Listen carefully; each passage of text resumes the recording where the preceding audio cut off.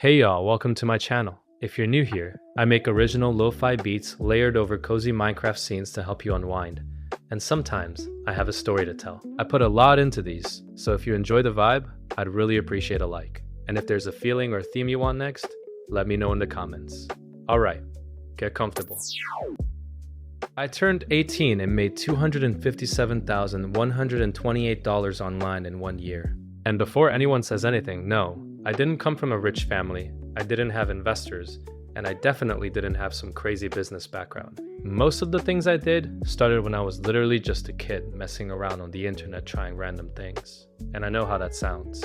Because when most people hear a number like that, the first thing they think is that there has to be some secret, some crazy shortcut, one thing that just changed everything overnight. But the truth is almost the opposite of that. Because the interesting part about this whole story isn't just the money. It's how many completely random things I tried before anything actually worked. And honestly, if you looked at what I was doing when I was younger, you probably would have thought none of it was going to lead anywhere. I didn't have a clear plan. I wasn't following some roadmap. I was just a kid who liked the idea of building things online and kept trying until something clicked. But looking back now, every single thing I tried actually taught me something that eventually led to the next opportunity. And I think that's the part most people miss when they hear stories like this. They hear the number at the end and they skip over everything that built up to it. They want to know what the move was, what the platform was, what the hack was. And I get it. That's a natural thing to want to know. Because when you're on the outside looking at someone else's results, it's really easy to assume there was some single decision that made everything different. Some moment where they just figured it out. But that's almost never how it actually goes. And I think that myth, the idea that success comes from one big breakthrough, is actually one of the most harmful things you can believe when you're trying to build something, because it makes you look for the shortcut instead of doing the work. It makes you try one thing, expect it to work immediately, and then quit and look for the next thing when it doesn't. And you end up in this cycle of starting over and never actually building anything. I know that cycle because I lived it for years.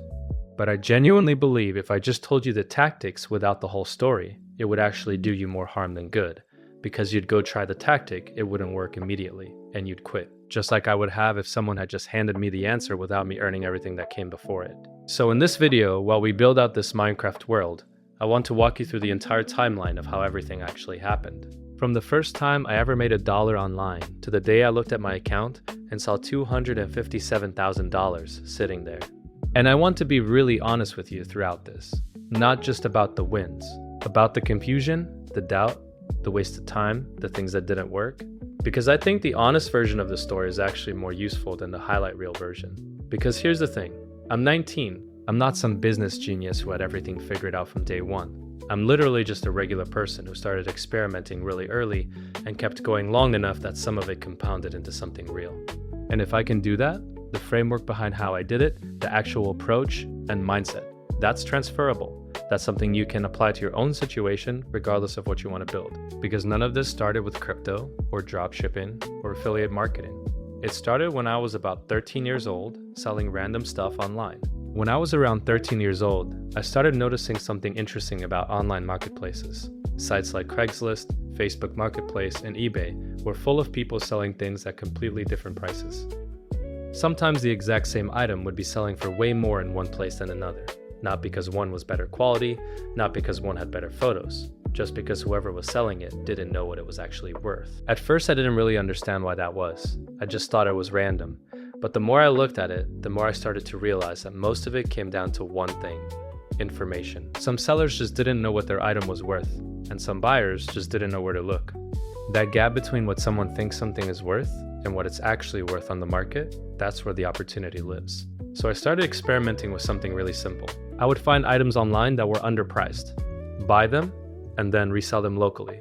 Most of the time I was using platforms like Facebook Marketplace and Craigslist to sell things to people in my area. At first it was small stuff, random electronics, accessories, things people wanted but didn't want to wait to ship.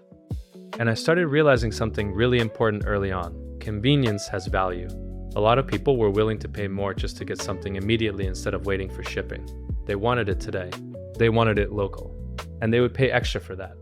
So I was essentially getting paid to be the middleman between someone who had something and someone who wanted it. And at 13 years old, I thought that was the coolest thing in the world. Because I wasn't doing some genius complicated thing, I was just paying attention to something most people weren't paying attention to. I was seeing the same marketplace through a different lens.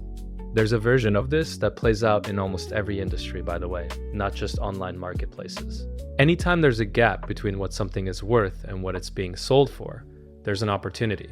The people who find those gaps and know how to act on them are the ones who build real things. That's something I still think about all the time, because most good opportunities aren't hidden. They're just in plain sight, and most people walk right past them because they're not looking. So even though I wasn't making huge amounts of money, I was learning something way more valuable.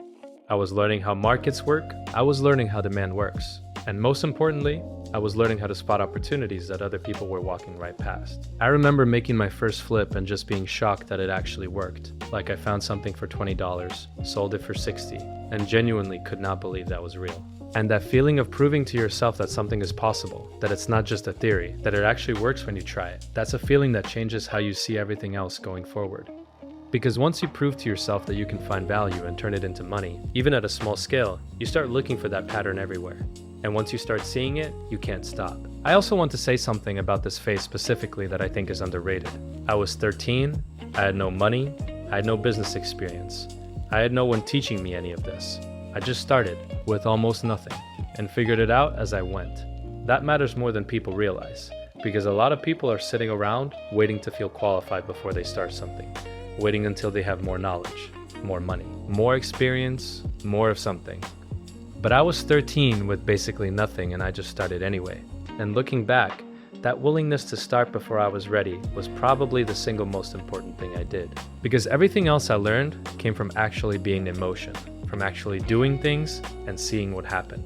You can't learn to swim by reading about swimming. And you can't learn to build something online by just watching other people do it. At some point, you have to get in the water. And that's something I want you to hold on to, because it's going to matter when I talk about everything that came after. Around the time I was 14, I started getting into something completely different. Music production. I downloaded FL Studio and started learning how to make beats. I genuinely don't know exactly why I got into it. I think I just saw people online doing it and thought it was cool. I liked music. I liked the idea of making something from scratch that didn't exist before. And it seemed like something you could actually learn for free if you were willing to put in the time. So I started watching tutorials on YouTube. Hours and hours of tutorials. How to layer sounds, how to mix, how to structure a track so it didn't just feel like random noise. And at first, like most beginners, everything I made sounded terrible, like actually bad. The kind of bad where you send it to your friend and they just send back a thumbs up because they don't know what to say. But I kept going. I genuinely enjoyed the process of figuring it out. There was something about sitting in front of a screen and trying to build something that sounded good that I found really engaging. Even when it wasn't working yet, I think that's actually an important thing to notice about yourself. Whether you can enjoy the process of getting better at something before you're any good at it. Because that's really what separates the people who develop real skills from the people who stay stuck at beginner level forever. Most people quit the moment they realize they're not immediately good at something. They try it once or twice, see that it's hard, and walk away. And because they never push through that initial phase, they never actually build anything real. But if you can find something where you actually enjoy the process of learning it, even when it's frustrating, even when the output is bad, that's something worth paying attention to. And slowly, things started to get better. Eventually, I started uploading beats online and selling them. Sometimes it would just be one beat here and there. Someone would find my page, listen to a few things, and buy something. Other times I'd put together beat packs and sell those. It wasn't life-changing money or anything like that. We're talking small amounts, but it was mine. I made something, someone paid for it, and that transaction happened entirely online between me and a stranger. That felt significant. But what was even more significant than the money was the concept I was starting to understand. Unlike flipping physical items, beats didn't require shipping or inventory. Once you made the product, you could sell it over and over again. The same beat could go out to 10 different people. The same pack could generate revenue for months without me doing anything new. That concept stuck with me for a long time. The idea that you could build something once and have it keep working for you. That's a completely different model than trading time for money. And once I understood that, I couldn't stop thinking about it. Because most people think about income in a linear way. You work an hour, you get paid for an hour. You stop working, the money stops. But online, there's a different model. You build something, you put it out there, and it can keep generating value while you sleep, while you're at school, while you're doing something else entirely. That's the model I wanted to keep building toward. By the time I was around 15, I had gotten a little better at producing. So instead of selling individual beats, I started creating beat packs, bundles of multiple beats that artists could buy all at once. The idea behind it was simple. Instead of charging someone $5 or $10 for a single beat, I could package 10 or 15 beats together and offer real value at a higher price point. And it worked better than I expected. Not because I was some incredible producer, not because the beats were better than what anyone else was making, but because I was starting to understand something important about how people buy things. Value is relative, and perception matters. When you buy one beat for $10, you get one beat. When you buy a pack of 15 beats for $40, you feel like you got a deal. Even if the math isn't wildly different, the perceived value is higher, and people buy based on perceived value way more than they buy based on pure logic. That was another layer of the puzzle clicking into place for me. It wasn't just about making a good product. It was about how you packaged it, how you presented it, and how you made someone feel like they were getting more than they paid for.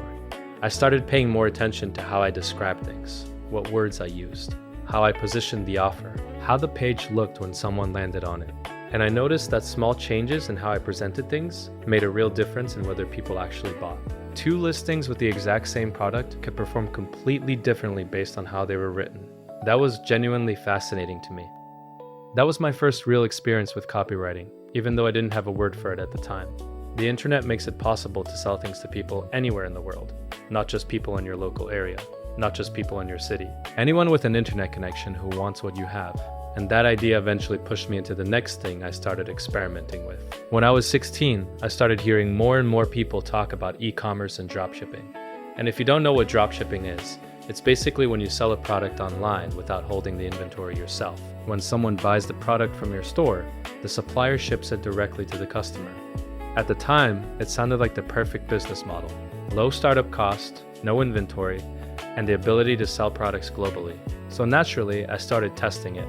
I spent a lot of time in this phase watching videos, reading about what products were trending, trying to understand how the whole ecosystem actually worked. How to set up a store that looked legitimate, how to find suppliers, how to price things in a way that left enough margin after ad spend. And just like most people who try dropshipping, my first stores were terrible. Bad products, bad ads, bad websites. I launched stores that got zero sales. I ran ads that burned through money and gave me nothing back. I picked products that seemed cool to me, but that nobody was actually searching for or interested in buying. There's this thing that happens when you're building your first e-commerce store. You fall in love with the product, you think it's amazing, you design the whole store around your own taste, and you convince yourself that other people are going to feel the same way. And then you launch it, and nothing happens. But it's also one of the most useful things that can happen to you early on, because it forces you to stop thinking about what you like and start thinking about what other people actually want. That shift in perspective is huge, and most people never fully make it. They stay stuck in their own head, building things for themselves, and then wondering why nobody else cares. But after a lot of trial and error, I started figuring out what actually worked. How to pick products that had real demand, how to write descriptions that made people want to buy, how to look at the data from your ads and understand what it's telling you, how to actually think like a customer instead of a seller. Eventually, I started getting sales, and then more sales, and over time that turned into a decent amount of money. Not millions or anything crazy, but enough to prove that building something online could actually work. Enough to feel real. More importantly, I was learning how to run an actual business, how to handle customers when something went wrong, how to look at numbers and figure out what was actually working versus what just felt like it was working. That last part is something most people underestimate. There's a big difference between feeling like something is working and actually being able to look at the data and know that it's working. And learning to trust the data over your own feelings is one of the most important things I took from this whole phase. I also want to say something about the failure part of this chapter because I don't want it to just sound like I tried some stores, they didn't work, and then I tried again. That's technically accurate, but it doesn't capture what that experience actually feels like. When you spend weeks building something and it gets zero traction, it genuinely hurts. You put your time into it, you got excited about it, you told yourself this one was going to be different, and then it just sits there and nothing happens. That feeling of investing yourself into something and having it not work is something you have to learn to sit with if you want to build anything online, because it's going to happen over and over again, and how you respond to it is everything.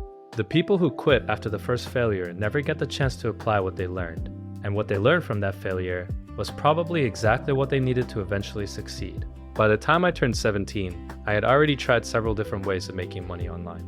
And I kept hearing about affiliate marketing, so I started exploring it. Affiliate marketing is basically promoting someone else's product and earning a commission when someone buys through your link. The reason it appealed to me was simple. You don't need to create the product. You don't need to handle shipping or customer service. You just need to get people to see it and want it. Your only job is the attention side of the equation. And by this point, I had developed a real interest in how attention works online, how algorithms decide what to push and what to bury, how you get someone to stop scrolling in the first 2 seconds, how you keep them watching long enough to actually care. I tested a few different platforms and approaches. One of the things I experimented with was TikTok affiliate. And this was interesting because short form content was starting to explode around that time. The speed at which something could go from 0 to millions of views on TikTok was genuinely unlike anything I had seen before. You could post something on Monday and by Wednesday it had reached people in 12 different countries. And if the product in the video was interesting enough, and if it fit naturally into the content in a way that didn't feel forced, people would actually buy it in real time. Some videos made nothing. You could spend hours on something and it gets 200 views and 0 clicks. Some videos made a decent run, but nothing spectacular. But every once in a while, something would take off. And when that happened, you'd see sales come in while you were asleep, while you were at school, while you were doing literally anything else. That was a feeling I'll never forget. Waking up and checking your phone and seeing that something happened while you weren't even paying attention. That something you built kept working for you even when you weren't working. But here's what I actually took from this whole phase that had nothing to do with affiliate commissions. I was learning how attention works. I was starting to understand what makes someone stop scrolling, what makes someone click, what makes someone actually care enough to take action. More specifically, I was learning that the things that go viral almost always hit one of 2 things. They either make someone feel something, or they tell someone something they didn't know but immediately wish they had. Emotion or information. That's really what it comes down to at the core. And once I started seeing that pattern, I couldn't unsee it. Every piece of content I watched from that point on, I was looking at it through that lens. Why did this one spread and this other one didn't? What was the hook? What was the moment where someone decided to keep watching? Those are the things that matter. Because attention is the foundation of everything online. If you can get people to stop and actually watch what you're making, everything else becomes possible. If you can't do that, nothing else matters. When I turned 18, something happened that completely changed my financial situation. At that point, I had already been experimenting with different online businesses for years, flipping items, selling beats, dropshipping, affiliate marketing. All of those things gave me experience and some capital to work with. And that's when I started looking more seriously into investing. I had been paying attention to markets for a while, not obsessively, but enough to have a rough understanding of how things moved, why certain assets went up during certain periods, how sentiment affects price, how information moves through markets faster than most people realize. One of the things I ended up investing in was cryptocurrency. Now I want to be clear about something. Crypto is extremely risky. It's volatile and unpredictable. There are people who have lost everything in it. There are people who put their entire savings in at exactly the wrong time and watched it disappear. I'm not recommending it. I'm not telling you to go buy crypto. I'm just telling you what happened in my story. But during that time period, there were certain coins that experienced massive growth. And I had been watching Dogecoin specifically for a while. I had read a lot about how community-driven assets behave differently than traditional investments, how they can move based on narrative and momentum in ways that don't follow typical financial logic. And I got lucky with the timing. I want to be completely honest about that. There's skill involved in knowing what to pay attention to, but there's also a significant amount of luck involved in the timing. And I've seen plenty of people make similar bets and lose badly. That's the reality of it. The timing of that market movement ended up turning my earlier earnings into something much larger. That's when everything started compounding. And by the end of that period, the total amount I had made online reached $257,000. Now here's the part that's easy to misread. People hear the crypto part and they think that's the story. They think that's the shortcut I found. They want to know which coin to buy, but that completely misses what actually matters. The reason that investment worked as well as it did is because I had capital from everything I had already built. Real money that I had earned from real work. If I had just found Dogecoin with no money behind me, it wouldn't have changed anything meaningful. The foundation had to exist first. The years of trying things and failing and slowly building up both money and understanding had to come first. Without the flipping, I don't have capital. Without the beats, I don't understand digital products. Without the dropshipping, I don't understand e-commerce. Without the affiliate experiments, I don't understand attention and traffic. All of it was necessary. All of it was part of building towards something I couldn't have predicted at the start. Here's the part of the story that most people gloss over when they talk about making money online. Nobody talks about the amount of time you spend not making anything. There were months in all of this where I was putting in real effort and seeing basically nothing back. Months where the work I was doing felt pointless. Months where I genuinely questioned whether any of it was ever going to amount to something. There were experiments that completely flopped. Ideas I was sure were going to work that went nowhere. Time I spent building things that never found an audience. Money I spent testing things that lost. And I think people need to hear that, because when you only see the highlight reel, when you only hear the number at the end, you start to think that the path there was somehow smooth, like the person just knew what they were doing and everything worked out. But that's almost never how it goes. The reality is that most of the process is figuring out what doesn't work. And the people who succeed are usually just the ones who kept going through that part long enough to get to what does work. There's this concept I think about a lot. The idea that you have to earn your reps, that every failed attempt isn't wasted, it's adding something to your understanding. It's giving you information you couldn't have gotten any other way. The store that flopped taught me something about what customers actually want. The beat that sold for $5 taught me something about pricing and positioning. The affiliate video that got 0 clicks taught me something about what holds attention and what doesn't. None of it was wasted. It was all input. It was all building toward a clearer picture of what actually works. And the people who quit in the middle of that process never get to see what all that input eventually produces. They never find out what was possible if they had just kept going a little longer. That's the part that I think about the most when I look back on everything. There were genuinely moments where I considered stopping, where I thought maybe this isn't going to work for me the way it works for other people, where I looked at what other people were building and wondered if I was missing something they had that I didn't. And I think most people who eventually succeed have those moments. The difference is, they don't let those moments be the end of the story. I also think there's something worth saying about comparison, because when you're in the middle of a period where nothing is working, social media is the worst possible place to spend your time. Because all you see is other people's wins, other people's milestones, other people's results, and it creates this distorted picture of how things actually work, where everyone else seems to be succeeding easily while you're struggling, when in reality, most of those people are also in the middle of their own struggles. They're just not posting about it. The only comparison that actually matters is you versus where you were before. Are you learning more than you were a month ago? Are you making fewer mistakes than you were 6 months ago? Are you understanding your niche better than you did at the start? That's the only progress that matters. And that kind of progress is almost impossible to see in real time. You only really notice it when you look back from a distance. I want to take a minute here and talk about something that I think is way more important than any strategy or tactic. Because I could give you a list of every business model I tried, and every platform I used, and every decision I made, and it still wouldn't be the most important thing. The most important thing is how you think about failure, because if you think failure means you were wrong, you're going to quit every time something doesn't work. And then you'll never build anything. But if you think failure means you just got data, you're going to keep going. You're going to take what you learned and apply it to the next attempt. And eventually, one of those attempts is going to start working. That sounds simple. But actually internalizing it, actually feeling it in the moment when something isn't working, that's genuinely hard. Because in the moment, failure doesn't feel like data. It feels like you wasted your time. It feels like you should have done something else.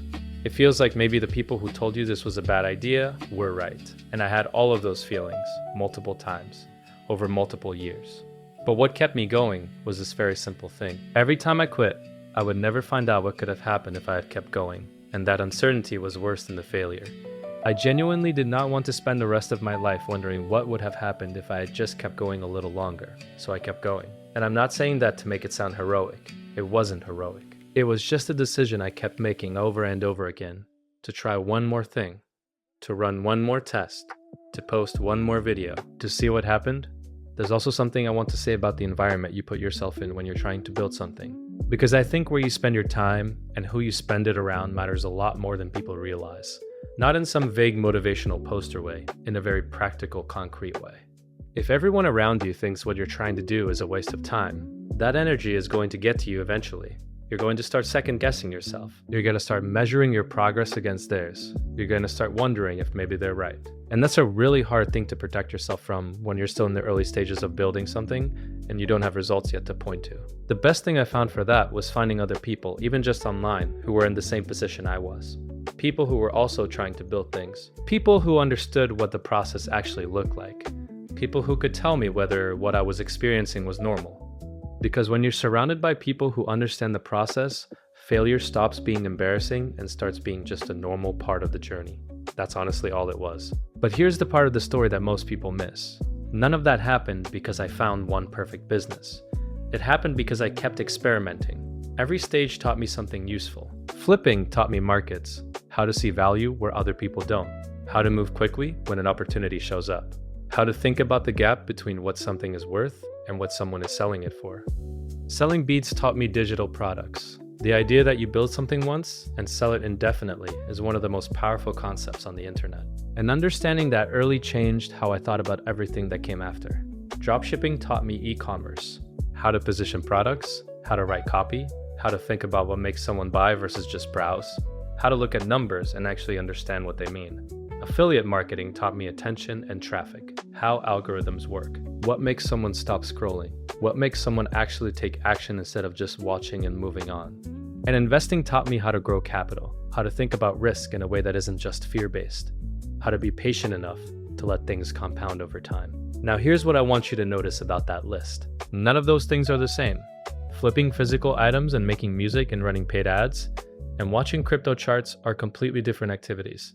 They require different skills, they attract different types of people. Most people who do, one of them never touch the others.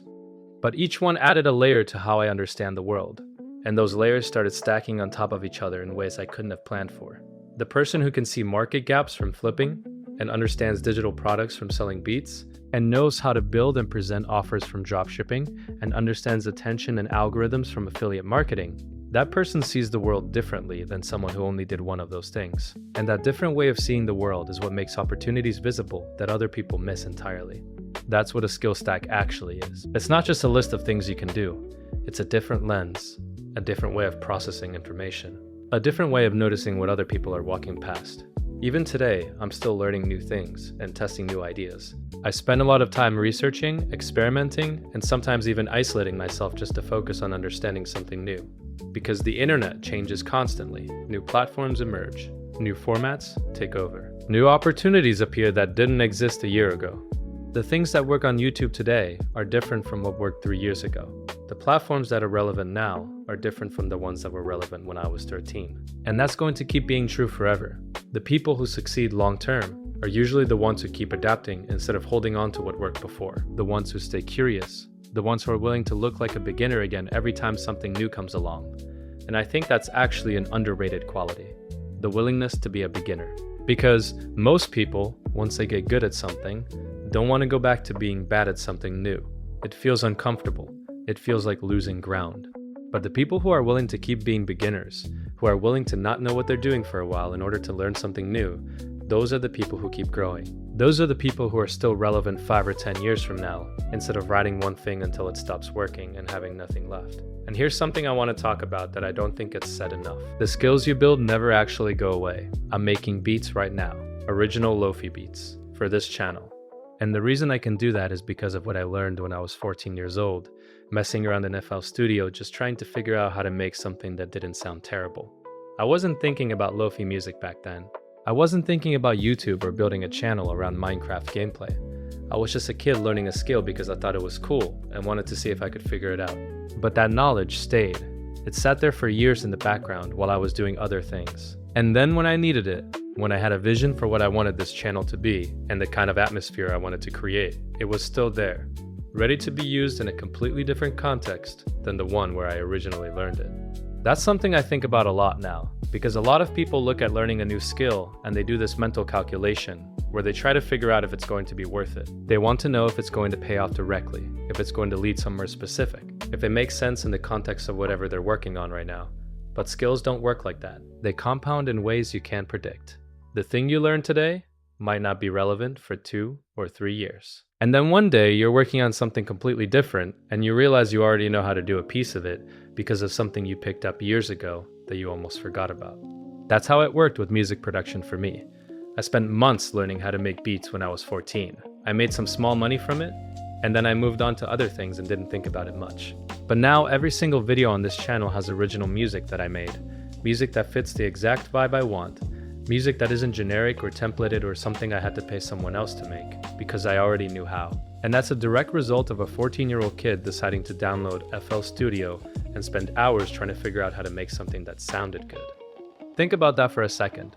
A skill I picked up casually at 14 with no specific goal in mind is now directly contributing to a channel that I'm building seriously right now, years later, in a completely different context. You have no idea which skills are going to matter down the road. You have no idea which thing you're learning right now is going to connect to something completely unexpected 3 years from now. So stop trying to calculate whether something is going to be immediately useful. Start building a broader foundation. Because everything you genuinely learn becomes part of you. And eventually, in ways you can't plan for, it starts showing up in your work. The beats you're hearing right now as I talk, those came from a 14-year-old version of me who just thought making music was cool. And I think that's honestly one of the things I'm most grateful for when I look back. Not the money, not the specific decisions that worked out, but the fact that I kept learning things even when I didn't know why yet. I want to paint a picture of what the actual day-to-day reality of building something online looks like, because I think most people have a pretty distorted image of it. They imagine it's exciting all the time, that every day is this rush of results and momentum and growth, that you're constantly doing something interesting and watching numbers go up in real time. And there are days like that. But honestly, most days are not like that. Most days are just sitting down and doing the work even when nothing feels like it's happening. Even when you post something and it gets no traction. Even when you're building a store or editing a video or writing a script, and you have no idea if it's going to go anywhere. That's what most of it actually looks like.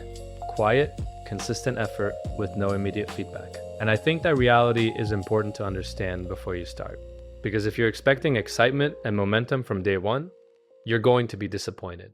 And that disappointment is going to make you feel like something is wrong, like you must be doing it wrong, like everyone else is having a different experience. But they're not. Everyone who builds something real goes through long stretches of just doing the work and not seeing results yet.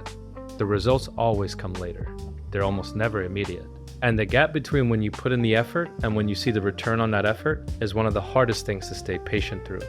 I had months where I was putting in serious time every single day and nothing was moving. And those months tested me more than any specific failure did. Because failure is at least clear. You tried something, it didn't work. You know what you're dealing with. But long, slow stretches of nothing are harder. Because you don't know if you're just in a lag period and the results are coming, or if something is fundamentally wrong with what you're doing. What got me through those periods was two things. First, just zooming out, looking at where I was 6 months ago versus where I was now. Because in the short term, you can't see progress. But when you zoom out far enough, the direction usually becomes clearer. Second, detaching from the outcome on any individual piece of content or any individual experiment. Instead of asking whether this video performed or the store made money, asking whether I learned something from it, whether I got better at something because of it. Because improvement is always happening, even when results aren't. And if you can focus on the improvement, the results tend to follow eventually. That's the actual experience of building something. Long stretches of quiet work, punctuated by moments where things click. And those moments of things clicking are only possible because of all the quiet work that came before them. I want to be honest about something. I'm not telling you the story so you go out and try to copy exactly what I did step by step. The specific things I did aren't really the point. The platforms I used, the products I sold, the coins I invested in, those are just details. Those are the version of the story that existed in my specific time with my specific set of circumstances. Your version is going to look different. The opportunities that are available now aren't exactly the same as the ones that existed when I was starting out. And the opportunities that will exist in a year from now are going to be different again. What you can actually take from this story is the pattern underneath it. Curiosity, trying things, failing without quitting, learning from what didn't work, and then applying that to the next thing. That's the actual method, and it's been true for everyone I've seen succeed online, not just in my specific niche, not just in e-commerce or social media or investing, across everything. The people who build real things online aren't smarter than everyone else. They're not luckier than everyone else. They're just more willing to start before they feel ready, more willing to look dumb in the short term while they figure things out, more willing to stay in the process long enough for something to actually click. If you're watching this right now and you have some idea you've been sitting on, something you want to try but keep putting off, some business or channel or project that you've told yourself you'll start eventually, I want you to hear this. The gap between people who succeed at this and people who don't is almost never about the idea. It's almost never about talent or connections or money. It's about starting. And then continuing after it doesn't work the first time. There's no version of this where you figure everything out before you begin. The information you need to succeed only becomes available once you're already in motion. Once you're actually doing the thing and getting feedback from the real world instead of just thinking about it in your head, your first attempt is going to be bad. That's just true. Accept it now and it stops being something to fear. The first store I built was bad. The first beats I made were bad. The first affiliate videos I posted were bad. And that's fine, because bad is the starting point. Bad is where everyone begins. The only way to get to good is to go through bad first. I also want to say this specifically to anyone watching who is younger than me right now. If you're 14, 15, 16, and you're already thinking about this stuff, you are so far ahead of where I thought I'd be at your age when I was going through it. The fact that you're thinking about this now means you have years of compounding ahead of you. Years of learning and building and trying things before most people even start thinking about any of this. Use that time. Don't wait until you're older to start experimenting. Don't wait until you feel ready. Don't wait for someone to give you permission. Just start something, anything, even if it's small, even if it's not the thing that eventually works. Because every attempt teaches you something, and the earlier you start collecting those lessons, the faster everything compounds. You learn by doing. You figure things out along the way, and slowly you build up a picture of what actually works versus what just sounds good in theory. That's how it happened for me. That's how it happens for most people who build something real online. Anyway, that's the full story. From 13-year-old me finding random deals on Facebook Marketplace to closing out my 18th year with $257,000 in my account. And honestly, sitting here playing Minecraft and thinking about all of it, the thing that stands out the most to me isn't the number. It's how much of it was just me not quitting when things weren't working. That sounds so simple that it almost feels like a cliche, but I genuinely believe it. Most of the advantage I had was just staying in the game long enough, trying enough things that eventually something clicked, building up enough understanding over enough years that when the right moment came along, I was actually ready for it. And I'm still early. I genuinely feel like I'm still near the beginning of what I'm trying to build. This channel is something I'm excited about in a way that feels different from a lot of things I've done before. Because it's not just about the money, it's about sharing what I know with people who are in the same place I was a few years ago, trying to figure things out with no roadmap. There's something about making content over Minecraft and Lofi music specifically that just feels right, like it's the right container for these kinds of conversations. Something about the atmosphere makes it easier to actually listen and actually think, and that's exactly what I want for the people watching. I want this to be a place you can come when you need to think, when you need some background noise that isn't just noise. When you want to hear someone talk honestly about what building something actually looks like instead of just a polished highlight reel version, I'm going to keep making videos like this, talking about things I'm actually going through, sharing what I'm learning in real time, building this world while we have those conversations. Because this is the kind of content I wish existed when I was just starting out and trying to figure things out with no roadmap and no one to tell me whether I was on the right track. If you're someone who wants to build something online, just know it's possible. It doesn't require a perfect plan. It doesn't require a rich background. It doesn't require some lucky brick that just falls into your lap. It requires curiosity and the willingness to keep going when things aren't working yet. If you made it to the end, thank you. It really means a lot. If you're still here, say something in the comments so I know who's supporting the channel. I appreciate you more than you know. I'll see you next time.